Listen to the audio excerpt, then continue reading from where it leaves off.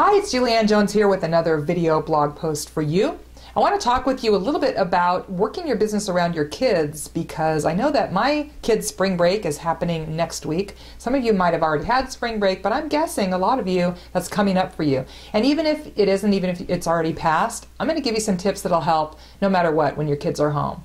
But spring break especially, or like this summer, when you kind of have to modify things a little bit in order to make sure that your business is working around your family and you're accommodating everybody's needs. So I actually came up with 5 different tips that you can use to support your business as well as your role as a mom over the course of the spring break or the summer or any time when you're dealing with your kids. So here we go. And I made notes to make sure I don't forget anything. Tip number 1, you want to make sure that you decide when you're working, you create a specific schedule for your work, and you let your kids and your family know when that's going to be. I believe really strongly that kids respond well to limits and to schedules, but they want to know what's going to happen and when. So if you make a point of making sure that you're telling them, okay, these are the times I'm going to be in my office, and I actually even told my kids, if you catch me working when I'm not supposed to be, you have my permission to tell me to stop, because kids are great accountability partners. So that's the first step.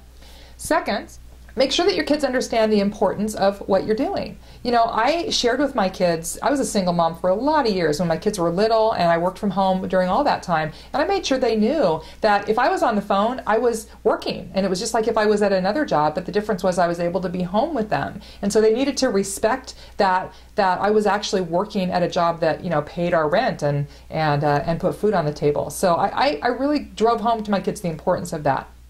Number 3, if your kids are little, especially if they're little, find something for them to do while you're working. And if you can find something other than having them watch TV or play a video game or something electronic, I'm all for that. So what I actually did, this was a great idea. I had a box of toys that they really loved that they were only allowed to play with when I was working, when I was on the phone or I was working. So it was the mom's working box, and they would ask me, when are you going to be working again, so that they got access to those toys. They were special books or special things that they only played with when I was at work. So I made it kind of a privilege for them when I was working to be able to do that. So that's one good idea. If it's not very often, you can certainly use the TV or something electronic to keep them entertained, but just be careful about that. Number 4, get your kids involved. I know you've heard this before, but even little kids can put labels on the back of catalogs. Older kids, I actually have had my sons help me with computer things, especially nowadays. Kids are more savvy on the computer than we are. Have your daughter build your fan page or do something like that. Get your kids involved, because then they're going to be much more likely to support your business and to feel okay when you are working or you do have to go off and do a party. And you know what? If you have a little kid and they put a crooked label on a catalog, that's a great booking or sponsoring seed.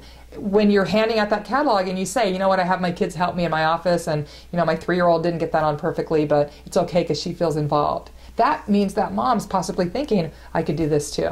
And then finally, use a timer and tell your kids you're going to do this. This is a great tool. I would tell my kids, I'm going to work for 20 minutes, and you need to promise me you won't interrupt me for 20 minutes. And then at the end of that time, I'm going to take 20 minutes and I'm going to do something with you. And kids are a lot more likely to cooperate with you if they can see that timer. They know the time is counting down. When the timer goes off, then you say, okay, let's go play Play-Doh or have a water balloon fight or something like that. I'll read you a book. So you're really getting them on board to support you as you work your business. And that's the key to all these tools. So hopefully you found something in there that you think will help you. And thanks so much for joining me. I hopefully will be connecting out there on the Facebook fan page soon or right here through this blog. Hope you're having a fabulous day.